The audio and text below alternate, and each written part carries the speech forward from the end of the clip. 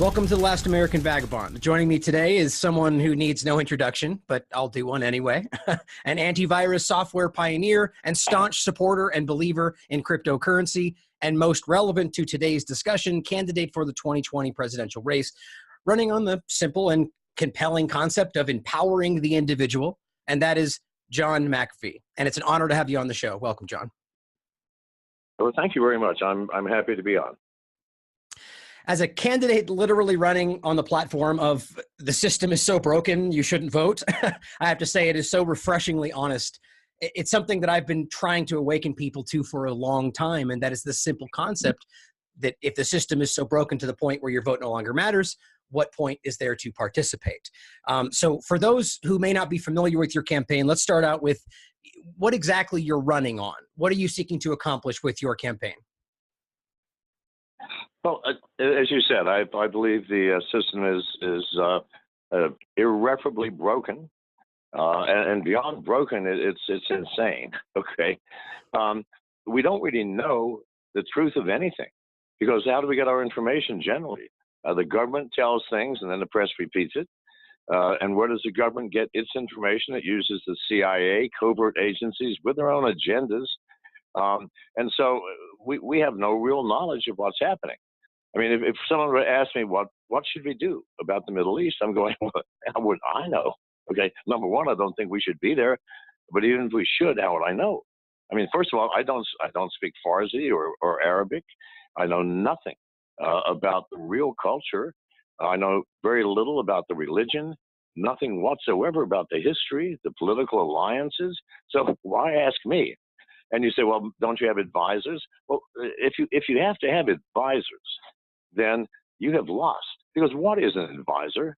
An advisor is the man in control, if you think about it, or the woman, the person in control of you. Because if you rely on someone else to tell you the truth and to provide a course of action, that person has the power, not you. Do you understand? So we should forget about the president and talk to the advisors if we want to get information. But the advisors, you know for a fact, human nature being what it is, will provide their own personal requirements and needs and goals and wants in the information that they provide. So why the hell should we even bother? You know, so for me, can we do anything if we do not know what the truth is? Number one, I maintain that we do not, and I also maintain that we do not have the truth. So what's left? Well, we can look at the truth of our own situations. I think Dwight Eisenhower summed it up best when he did his exit speech, saying, beware the military-industrial complex. And what does that mean? What he meant at the time, the military-industrial was the marriage of government to business. Is that happening? Good Lord. Can you tell the difference between Google and the CIA? I can't. I mean, Google has now gone to the point that if a crime is committed, they will provide, upon request, to the police a list of people who were in the vicinity. Tell us how far in the vicinity, within 1,000 yards. Yeah, here's the list of all people. Does that not frighten you? Is that what Google was intended to do? Talk about a marriage between government, whether it be local, state, or national, and business. There is no greater example. So in this situation, what are we as individuals? Well, number one, we are slaves, I maintain. Income tax, which, by the way, in our Constitution, is absolutely a no-no. Why? Congress shall pass no laws to restrict, tax, or otherwise prevent an individual from earning a living. I guess earning a living is a fundamental right. If you tax that fundamental right, then it's no longer a right. And yet we're doing it. We work 4 to 5 months for the government for free. If this is not slavery, then you please tell me what is. Let's look at the other side of the equation. If, in fact, business and government are married, if you're working for business, which all of you are, or most of you are, ask yourself, what is your life at work? First and foremost, do you wake up Monday morning going, thank God I can get back to work? And on Friday evening, you go, oh my God, I can't come to work for another 2 days, which is really the way it should be, shouldn't it? No, I think it's the reverse. Most people wake up in the morning and go, oh my God, back to work. And on Friday going, thank God it's over. Please see the truth of this. And here is the truth. You wake up at 6 in the morning, you have breakfast, you kiss your wife goodbye, your kids, you hop in your car, and depending upon where you are, your commute time may be an hour and a half to work. I spoke to a reporter in LA 2 days ago. I said, what is your commute time?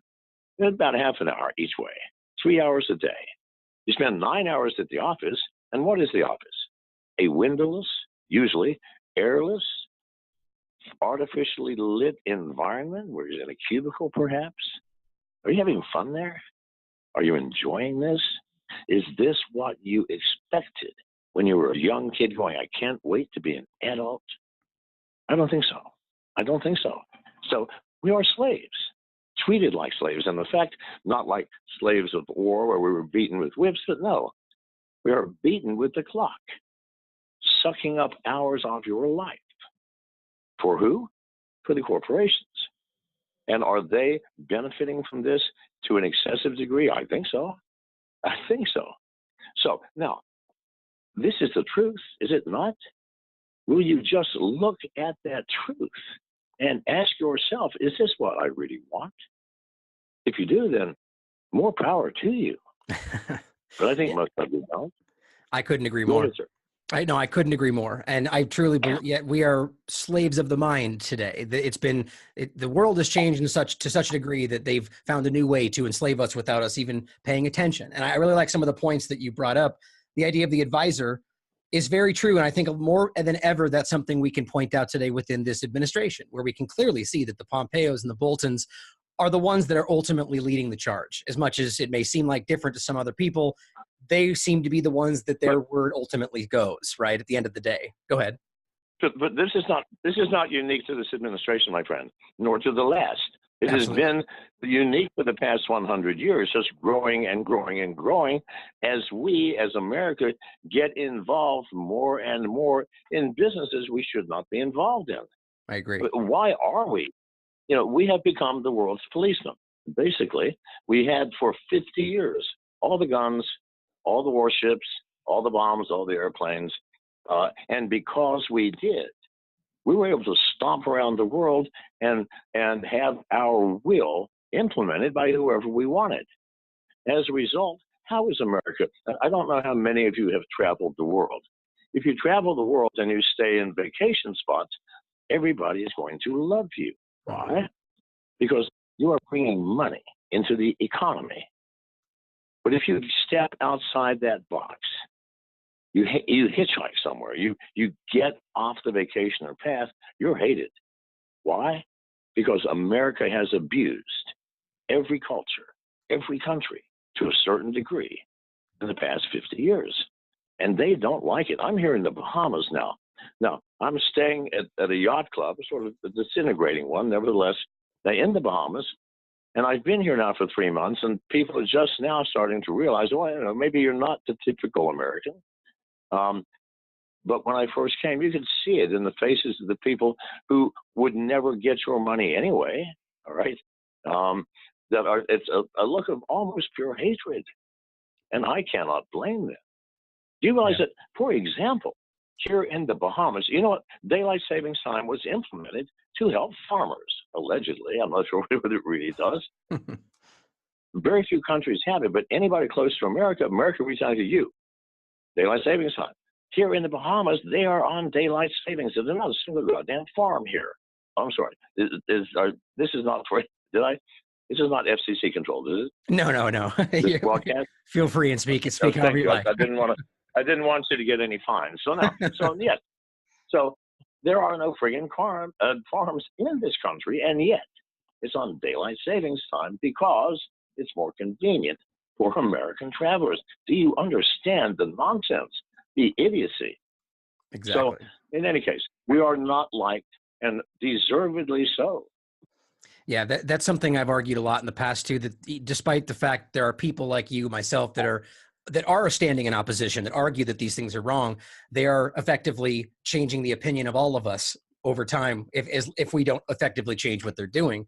The couple points I liked that you made in regard to fascism, I think is important. The idea of corporate business basically being muddled with the idea of government. It's what we're seeing today. And I think that applies to all of the things you were just alluding to in regards to the Bahamas, that we are now forcing things on other people for no other reason than it benefits people in power. And the last thing I really like the idea of, well, the last thing you said about the info about, and this is what's really powerful for people to understand, is that we have been, even the idea of the slaves of the mind, that we have been built into this prison of the mind to where it's an illusion what we think we know. And this is what I think the premise, the core point of your campaign is, that we are voting every 4 years or even every 2 years based on information that they're providing us. And we have to recognize that we don't really know what's actually happening. And I think that brings us back to the idea of where you are with this campaign and running. So for running on the platform of not voting for you or voting in general because the system is broken, but yet you're still running as president, do you feel that the vote of Americans no longer matters at all? Or do you feel like there's a ground in there where things can actually happen?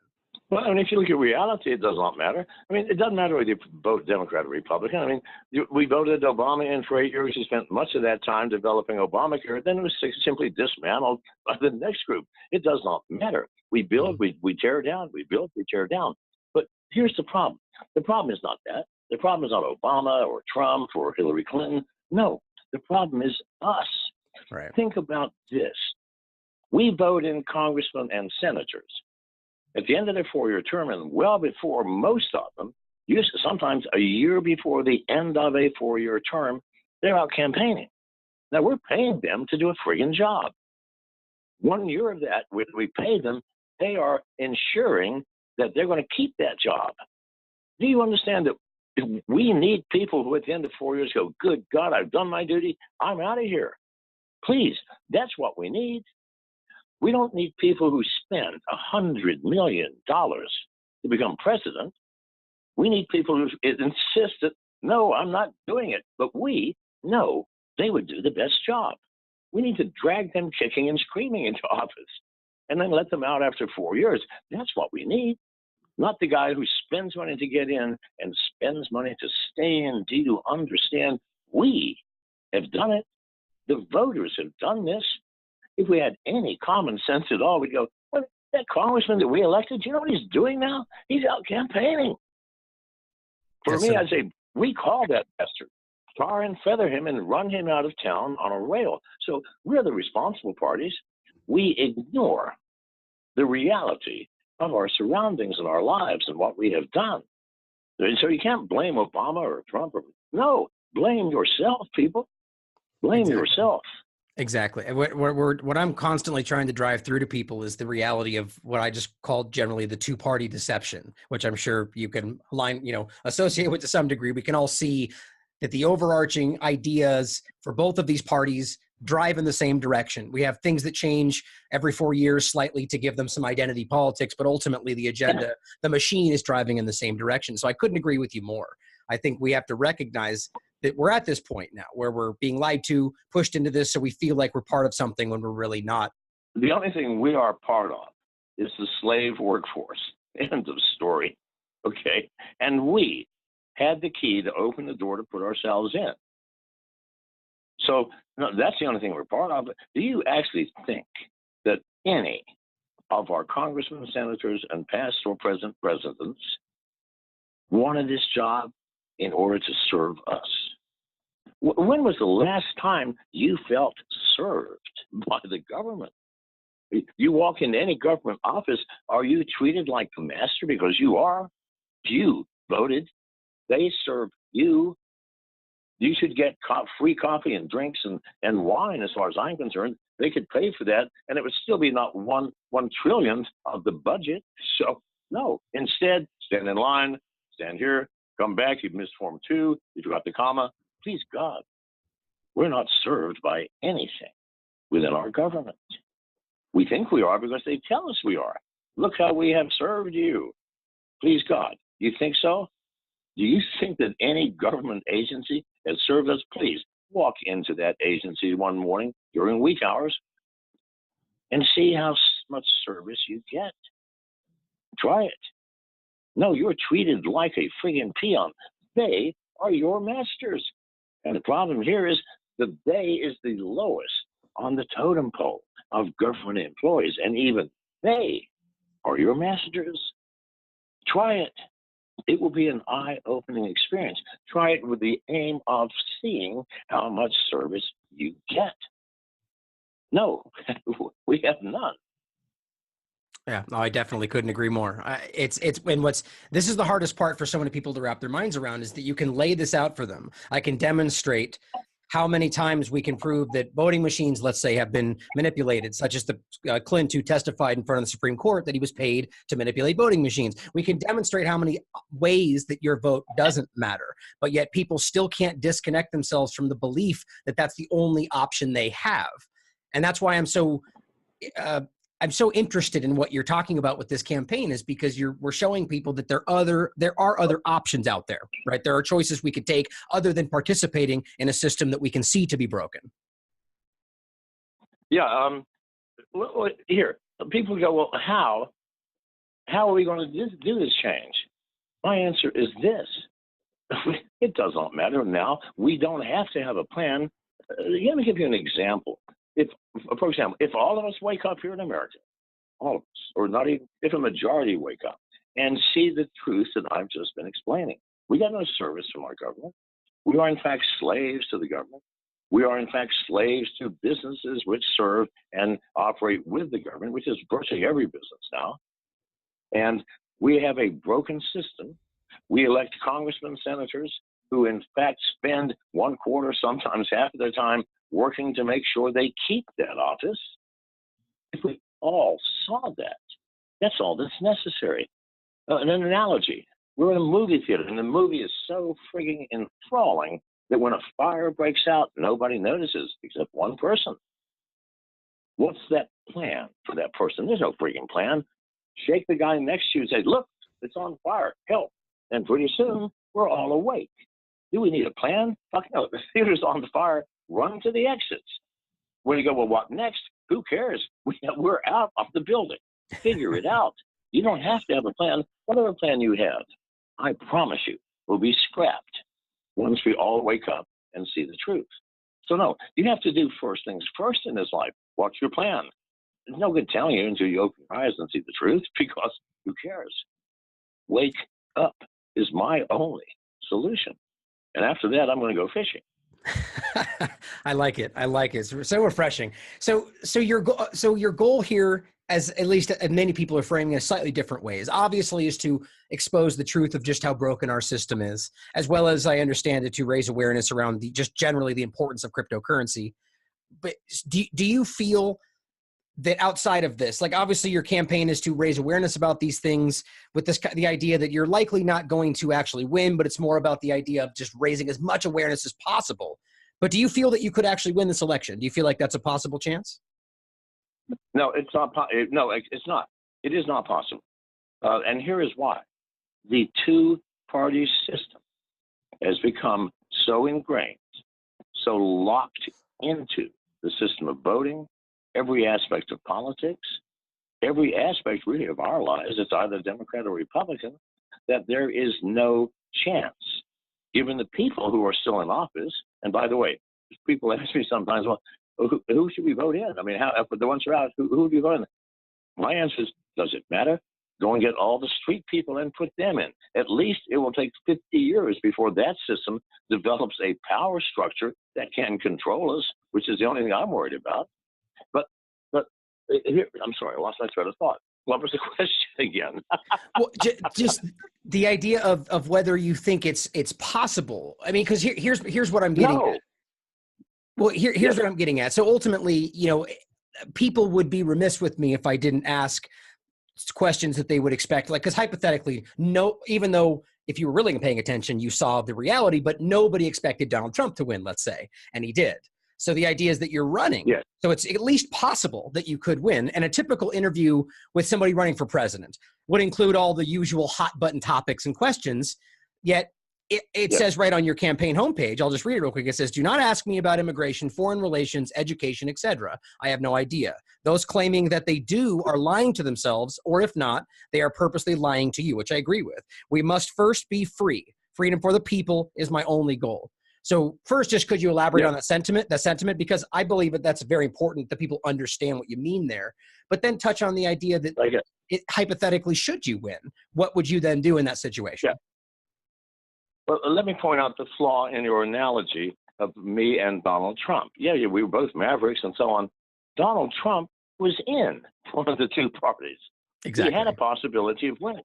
And it was a 50-50. I am not. No party, no third party will ever, from this point on, gain the White House. I promise you. I promise you. Because suddenly, if it looks like someone will, both parties are going to ensure that they don't. I really don't. I don't see any way in hell I could be president. Now, if I were in the Republican or Democratic Party, well, maybe, but I'm not. So that analogy does not work. Donald Trump did it. You can't. I mean, if I moved to Republican, which no one will accept anyway, and even then, I wouldn't get into the primaries. So, no, sir. That analogy breaks down. I do not believe, under any circumstances, from this point on, actually from 20 years ago on, that a third party has a rat's chance in hell of gaining the election. Now, it is possible that a third party could at least choose whether it's Republican or Democrat. How? I've got 1 million followers on Twitter, right? And I haven't even started my campaign in earnest. So what happens if, in fact, I get 10% support? No way I'm going to be president, but I promise you this, that support, if your followers are loyal and faithful, could be thrown one way or the other. Now, is that not the most powerful position to be in? Indeed. Yeah, that's an interesting way to look at it. And I do agree completely with what you said about that. That's ultimately my opinion as well. The reality that, and we've seen this, again, just 2016 was an obvious example. There was many people running for president, but we ultimately only see what they present to you. I find it very interesting, the possibility of the fact that you are running in general, that it could, you never ultimately know what would happen. But I do agree with you. I find it to be next to impossible that anybody outside of their chosen candidates will win. But on that same note, are you willing to let me know whether or not you're running as a libertarian, as another party, or nothing at all, or even another banner? Go ahead. I'm running as a libertarian because the libertarians have access to the national stage, do they not? They have in all 50 states, you have the libertarian right to ballot access, and that's a $200 million cost right there. And because you are in those states, campaign in those states. Now, for me, campaigning anywhere in America is an impossibility personally, which is why I developed the clone program. We have thousands of people who have volunteered to be clones, wearing my mask that looks exactly like me, and even just with a smartphone, with Zoom or any other application, I can see the audience. We have little speakers you can plug into the phone, which mimic the volume of the human voice at 14 inches from the microphone, and it'll sound just like me. So if the Libertarian Party will accept my clones as a valid emissary of me, then I'm in like pink. Because let me tell you something, Governor Johnson, there is no way that they're going to run him again. Austin Peterson has moved to the Republican Party. Bill Weld is back in the Republican Party. So it's going to be me and Vermin Supreme. That's all I know. You know who Vermin Supreme is? Vaguely, no. Yes. Okay. But yeah. He runs in every single election wearing a boot on his head. Yes, constantly. That's right. Now maybe I'm not saying that I could beat Vermin Supreme, and if I don't, I would understand why. Okay, but people have already been writing things. One was really funny. So someone wrote in whatever one of the major libertarian publications are, an article about what's going to happen, and he said, it clearly McAfee appears to be the chosen one. Said It said, obviously, you would like somebody more, what's they say, respectable, Janice? It's obviously, we would like someone more respectable, but it seems to be him. Now, that's hardly a glowing recommendation. Nevertheless, it is the truth. And it's interesting, a lot of interesting things in that your statement there. The clone project I find very interesting, and I find that to be exciting in and of itself. At the same time, it's important for people to understand why that's happening. And I think this is, in a way, an attempt to already ahead of time shut this whole campaign down. But so essentially, you've been indicted by the IRS. Is that correct? And you're now essentially running your campaign. No, I have not yet. No, they convened a grand jury to indict me, and that was on the 22nd of January. Nothing has been heard since then. Now, I have full documentation of the subpoenas that they subpoenaed my lawyers with, copies of the actual subpoenas, with my name, Janice's, and 4 others who I will not name. And so they convened a grand jury, unquestionably. But the results of that grand jury are totally unknown, unless they're still deliberating, which is not believable. I mean, 3 months later, these people have families and jobs they need to get back to. Mm-hmm. No grand jury deliberates that long. For example, the grand jury, I'm sorry, Janice, the name again of that person who was indicted a week after I left the country. Pardon? No. The first, they had the grand jury on Thursday. Roger Stone.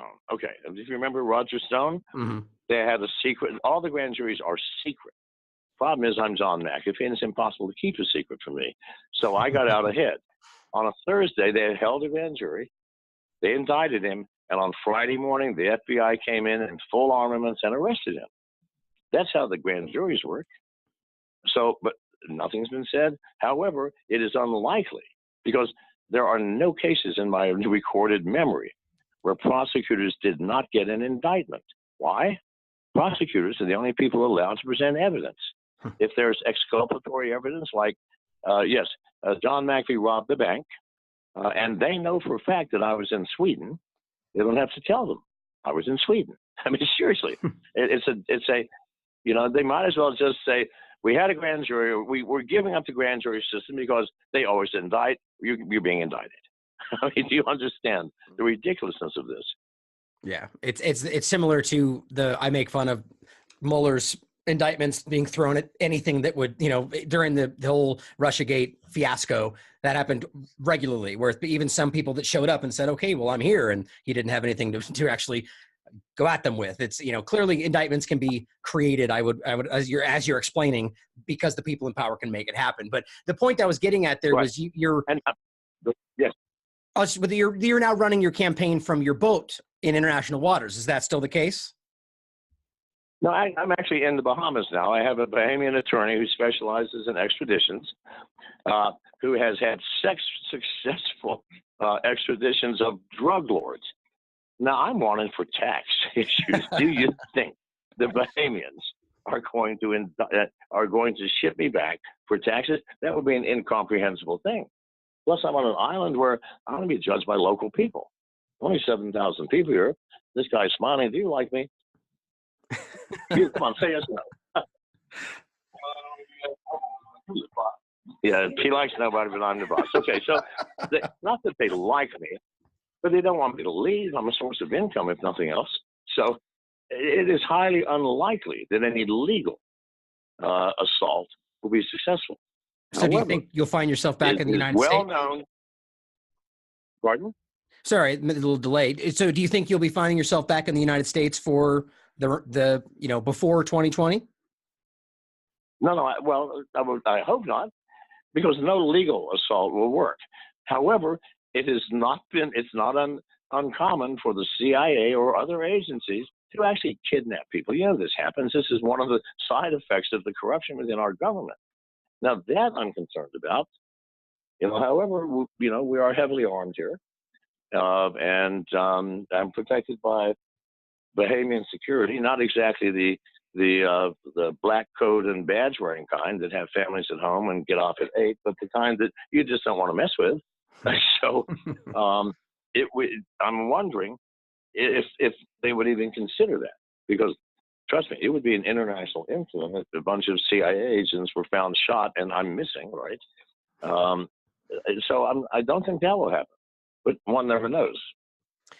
Well, so it all stems from the idea, and you've openly said this yourself, that you've admitted you haven't paid taxes in a long time. And that's something that I'm very interested in, that general topic, because I agree with you that taxes in general are unconstitutional. I would choose to not pay them was I not worried that it would be enforced at the barrel of a gun. Right. So can you speak on that decision for me, on your thoughts on taxes and why possibly Americans shouldn't be forced to pay them? No, here's the thing. And this is not unique to America, although it's prevalent in America. We all believe things, all of us. Religious, political, philosophical, personal. We believe that husbands should be faithful to wives, or we believe that they should not. Whatever. However, how many of us are willing to act it rather than say it? Because we all say it, nothing will ever change. But if even one person acts it publicly, without shame, without any sort of evasion or coloring or rosy light, that can, and sometimes does, change things. So if you look at my history, that's all I've ever done. If I believe something, God damn it, I'm going to act it. And I have been, I admit, I had to wait until I was in my 60s to actually act it. I did finally. And I'm not expecting anybody else to do it. I'm not asking. I wouldn't expect it.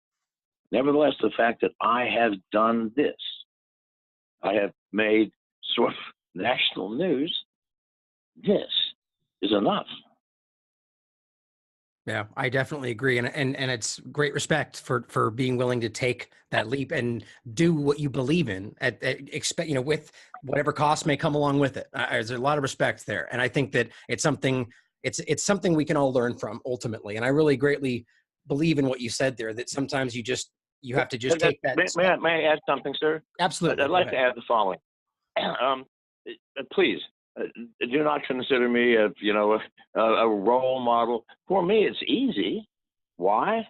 I have the facility, I have the means and the experience. I mean, I was running from an entire country with a 17,000-man army chasing my ass. Not everybody has these experiences that allows them the flexibility to go, oh, that's an option. Oh, Jesus, I'm being indicted in a week. Good Lord, let's just pack up and get out of the country. For me, it's no problem. For the average American, that is not a possibility. So I did nothing heroic. I'm telling you. All right, please. I just wanted to add that caveat. Now, I interrupted you, sir. I apologize. Continue. No, that's okay. And and again, respect, I would say, is important. Whether someone will call it heroic or not, I would say that it's respect worthy. Absolutely. Because, given, and I appreciate you saying that, but given, you have, some may argue you have more to lose. Anyway, I definitely think that it's, respect should be given to someone that's willing to put their livelihood on the line to be able to take part in something they believe in. That's all. But so I truly believe that the livelihood was impacted, sir. I have to admit that. Well, there you go. But exactly. I'm working that out. Well, the last thing was, because as much as this is focused on 2020, you're very big in the world of cryptocurrency. So what role, if any, will cryptocurrency play in your campaign, your presidency, whatever you want to look at it? What is your goal for cryptocurrency involved in all of this? Okay, well, now you've touched on the crux of the situation, and the real reason that I'm being indicted and I'm in this situation, because for 8 years, when tax time comes, I send a letter. I'm not paying taxes. It's illegal. You know where I am. Nothing happened. No one came to my door. Not a word.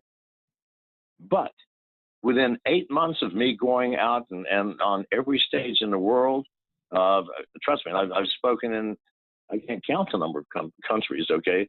Singapore and Malta and Barcelona and London, you name it, Sweden, Japan, China. Within just a short period of time, I became a persona non grata, meaning, listen, we do not like this man. Because what was I saying?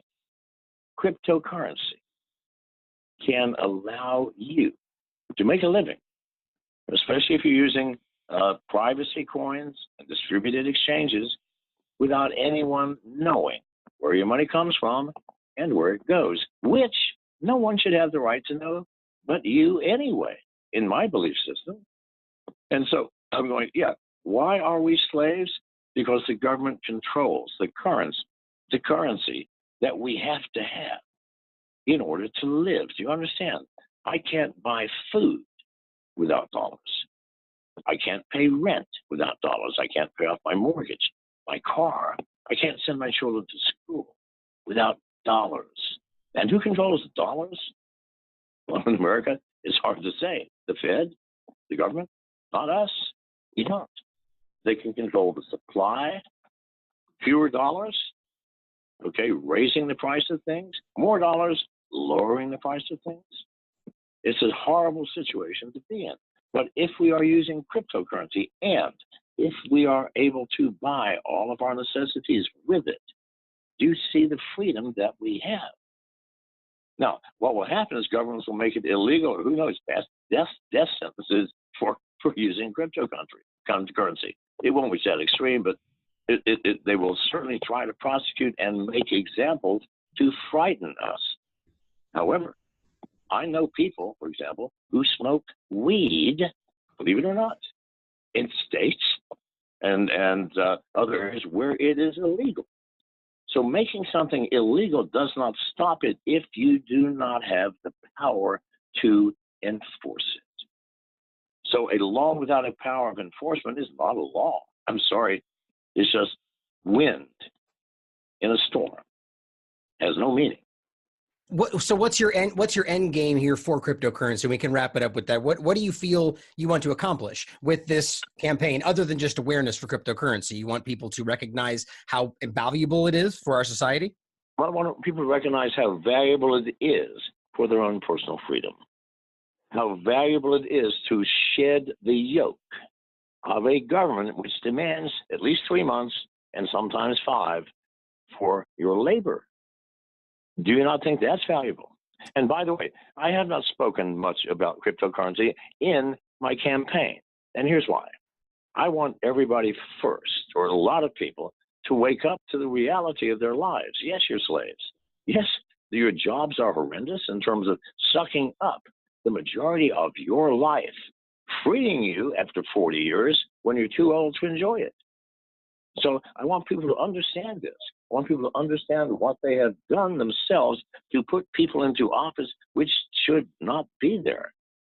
Then people will start having questions. Oh my God, what do we do? I have only one thing that I can pass on: cryptocurrency. And I don't think anyone can disagree with that who's actually paying attention. Thank you so much for joining me today, John. Is there any words of wisdom or any social media info you want to drop for anybody before you go? No, the king of this whole thing is my wife, at the Mrs. McAfee on Twitter, who is responsible for almost everything. Without her, I'd be fishing somewhere, I suspect. But I'm not, and I'm here. But one last thing I want to mention. Absolutely. I don't know if Janice sent you the address to send the bottle of scotch. That's my fee for doing interviews. Did you do that, Miss Janice? She did not. Well, anyway. Okay. I'll make sure and send that right away. Friend. I'll come on anytime. I'll come on your show anytime you ask me. Okay. I appreciate it, John. Anything else you want to send me, I'll include in the show notes for everyone to check out. It's been a pleasure speaking with you, John.